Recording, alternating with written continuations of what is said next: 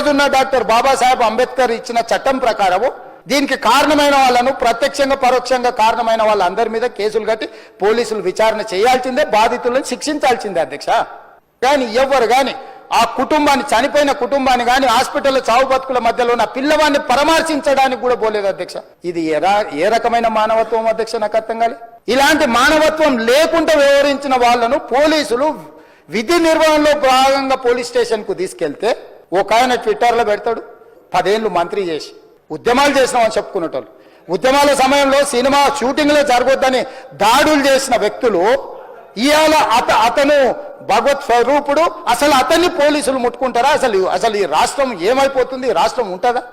ఈ రకంగా రాజకీయ పార్టీలు అధ్యక్ష, రాజకీయ పార్టీలు ప్రజాప్రతినిధులుగా చనిపోయిన ప్రాణాల విలువ లేకుండా చావుకు కారణమైన ప్రత్యక్షంగా పరోక్షంగా అయిన వాళ్ళని పోలీస్ స్టేషన్ కు విచారించడానికి పిలిస్తే కూడా అది కూడా తప్పుపట్టి ప్రభుత్వాన్ని బద్నాం చేయాలి, ముఖ్యమంత్రిని తిట్టాలని ఎంత నీచమైన భాష వాడింది అధ్యక్ష. యూట్యూబ్లలో మీరు చూడండి.